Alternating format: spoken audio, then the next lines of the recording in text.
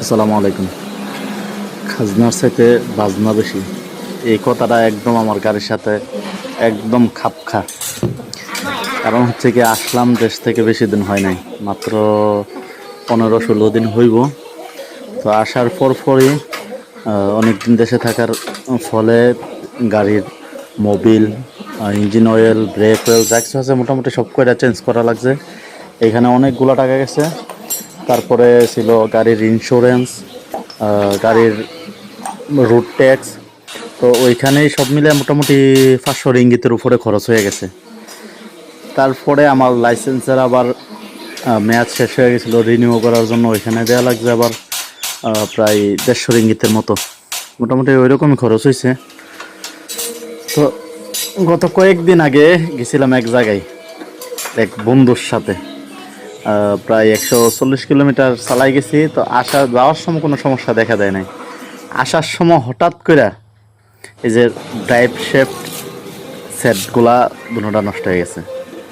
হয়েছে এমন জায়গায় যে ওইখানে দাঁড়ানোর মতো, হাইওয়ে দাঁড়ানোর মতো কোনো অবস্থা নাই। আপনার কোনো পেট্রোল পাম্প বা কোনো কিছুই নাই, মানে যে আমি এক জায়গায় গিয়ে দাঁড়ামো, ওইখানে একটু দেখমো, এরকম কোনো সুযোগই ছিল না। তো যাক, তারপরও মানে অনেক কষ্ট করে আস্তে আস্তে আস্তে আস্তে আগে এসে একটা পেট্রোল পাম্পে দাঁড়াইলাম, দেখলাম যে কোনো সমস্যা নাই। তো এখান থেকে আবার মোটামুটি টাইম না আসা পড়ছি, পরে আর সমস্যা দেখা দেয় না। তো আসার পরে এই যে আপনার গাড়ি মেকানিক দেখাইলাম, তো ও বলতেছে তোর এইগুলা নষ্ট হয়ে গেছে, এগুলা চেঞ্জ করা লাগবে। আচ্ছা ঠিক আছে, সমস্যা নাই, চেঞ্জ করবো। তো কত লাগবো? তো ও বলতেছে যে সব মিলাইয়া খরচ পড়বো প্রায় 500 রিঙ্গিতের উপরে। তো কি আর করার, গাড়ি যেহেতু চালাইতে হইব, আতি যেহেতু কিনছি, তো খাওয়াইতে তো হইবই। তো বললাম আচ্ছা ঠিক আছে, তো কাজ স্টার্ট কর। তো কাজ স্টার্ট করলো। এই যে দেখেন, মোটামুটি ঠিকঠাক হইলো।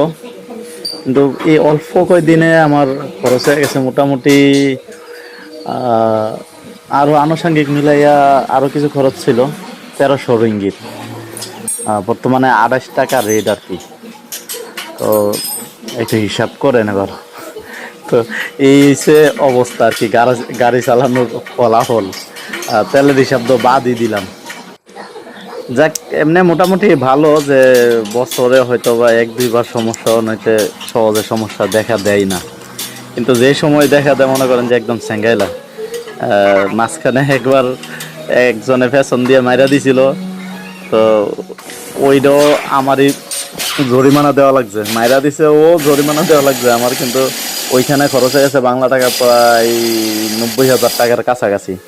তো এই সবগুলা যদি ইনক্লুড করে টাকা, তাইলে মনে করেন যে আরো একটা বা দুইটা গাড়ি কিনা যায় লইলে মালয়েশিয়া। মানে মালয়েশিয়া গাড়ি যেই সস্তা আর কি, বা অ্যাভেলেবল, এত হিউজ দাম না এখানে। এই ছিল আজকে ঠিক হইলো গাড়ি। যাক, আলহামদুলিল্লাহ।